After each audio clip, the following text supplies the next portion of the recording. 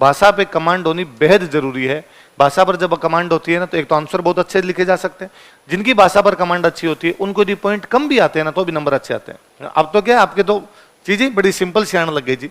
पहले जब सब्जेक्ट के पेपर हुआ करते थे तो कई बार कोई ऐसा क्वेश्चन आता कि समझ में नहीं आता लिखना क्या है। तो हमारे एक सीनियर थे, वो उस समय टॉप 10 में थे, तो वो हमेशा बताते थे कि कई बार जब आपको आंसर नहीं आ रहा कि भाई 10 पॉइंट है सांप्रदायिकता के कारण के, अपने को तो दिमाग में 5 ही आ नहीं रहे। भाषा इतनी शानदार तरीके से घुमा घुमा के लिखते हैं कि लास्ट तक अगले को ये नहीं पता चलता कारण कम लिख दिए। वो लास्ट तक लाल लोट रहता है कि अरे यार क्या लिख गया बंदा। तो उनके पॉलिटिकल साइंस के एक पेपर में 200 में से नंबर है 162। तो हम उनसे पूछते भाई कैसे, तो वो पूरा भाषा, तो मैंने कभी पहले भी एग्जाम्पल दिया होगा, तो कहते IR वाला जो पेपर था उसमें भारत पाकिस्तान के संबंधों पर लिखना है, तो आप क्या लिखते हो? तो हम सारे लिख के दिखाते हुए भारत पाकिस्तान के संबंधों पर क्या लिखेंगे, तो हम लिखेंगे कि भारत और पाकिस्तान के संबंध आजादी के बाद से अच्छे नहीं रहे।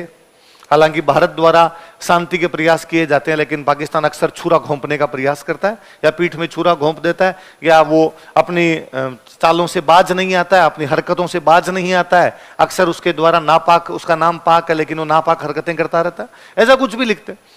और भारत को अब पाकिस्तान के साथ तब तक कोई संबंध स्थापित नहीं करने चाहिए जब तक पाकिस्तान द्वारा शांति स्थापना के प्रयास नहीं किए जाए। यदि पाकिस्तान खुद आगे बढ़कर शांति की बात करेगा तो ही पाकिस्तान के साथ शांति की बात होगी, वरना पाकिस्तान के साथ सभी संबंधों को तत्काल प्रभाव से रोक दिया जाना चाहिए। ऐसा ही कुछ लिखेंगे। भाव अलग हो सकते हैं, थोड़े से भाव यही रहेंगे, शब्द अलग हो सकते हैं। आपने कुछ अलग लिख दिया, मैंने अलग लिख दिया, तो वो कहते हैं कि हाँ यार लिखना तो यही चाहिए।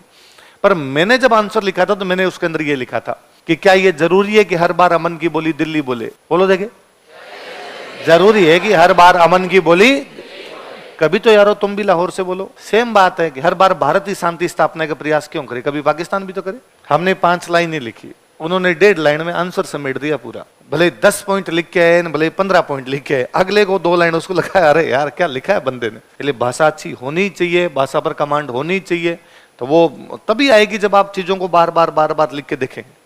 जब आपके दिमाग में आएगा कि नहीं यार मैं इस वर्ड की जगह ये लिख सकता था, मैं इस वर्ड की जगह ये लिख सकता था, कि मैं यही क्यों लिखूं बीज रोपे या बीज बोए, मैं इस बार लिखूंगा बीजारोपण हुआ।